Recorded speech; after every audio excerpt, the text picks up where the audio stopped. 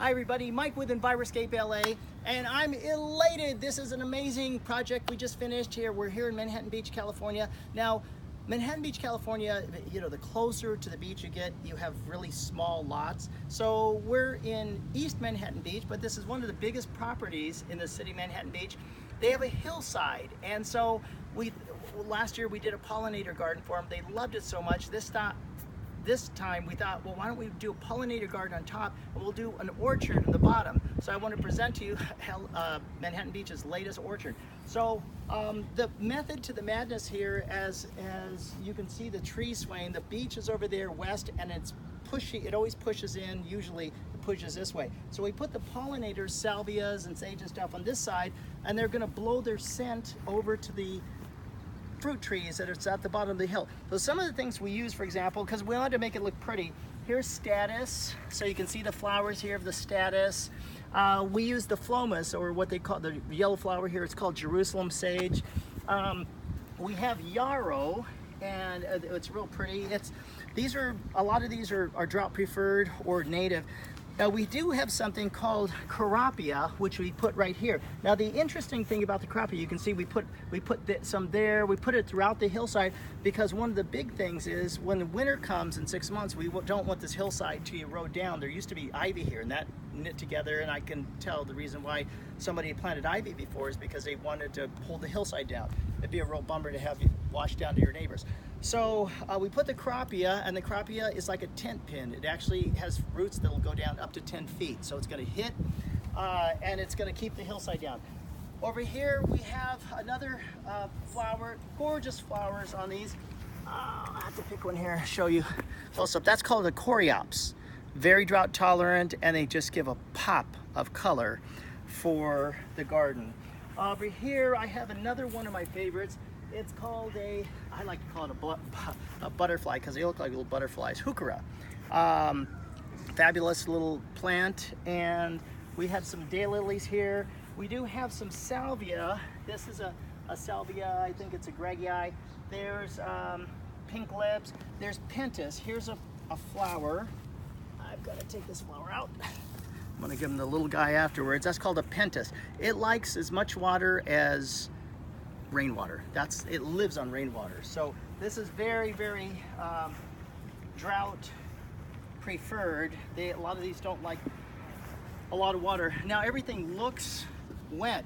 It's because at the nursery everything gets wet. It gets watered every day to make it grow faster. These are called Kangaroo Paws, and you got to check this out. It actually has a little happy face. Not like a little happy face there. That's really, really cool. Okay, so you see together, all these are kind of making a neat little bow. Oh, and then we have this amazing plant. This is actually called Buddleia Veggie. So it smells amazing. So we're gonna add that to the mix. We got more Buddleia here. We've got Cosmos. We've got Roselia. This guy right here is actually going to get taller and just spill into the walkway. Now, the only plant we used that wasn't real drought preferred is these Foxgloves, where they call it digitalis, where they get the medicine from. Okay, and then that's the pollinators and the stuff that emits scent that's gonna blow this way, and so it's gonna help to keep the bugs off. These are Lamb-Haas avocados. You know, a lot of people have avocados and they grow 50 feet tall, and you can't climb up there and get the avocados. The squirrels usually do. So this only grows 10 to 12 feet. Perfect avocado. Oh, and then we did add some of these guys right here. This is actually a hillside. Let's fan over there. We actually did this about 9 months ago, and it's grown in nicely. It's only getting watered once a week right now. We're going in the middle of summer, and so that's a fabulous thing to have.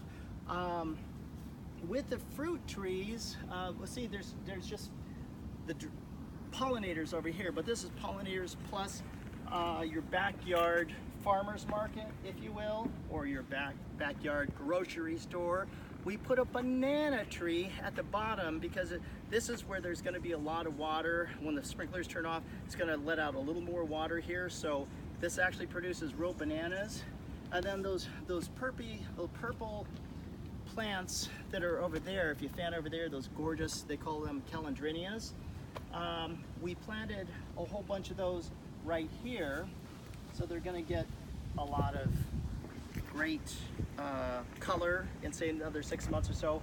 We have a citrus tree here, miniature citrus. We have a pineapple guava, and then lo and behold, we've got Anna apple trees, all 5 of them. Check out this Anna apple. They're not ready yet, they're growing, but these are like one of the best apples for the beach area. They're called Anna apples.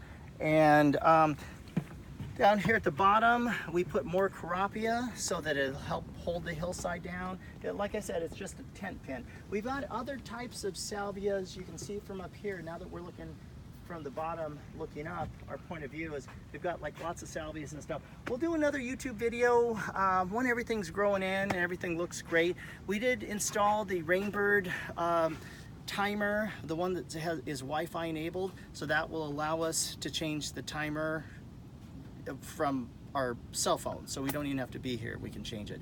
So this is Mike from Enviroscape LA, letting you know that our planet needs to be more pro-pollinator. We need to partner with Mother Nature and make it look beautiful and eat food that we grow in our own garden. That's medicine, you know.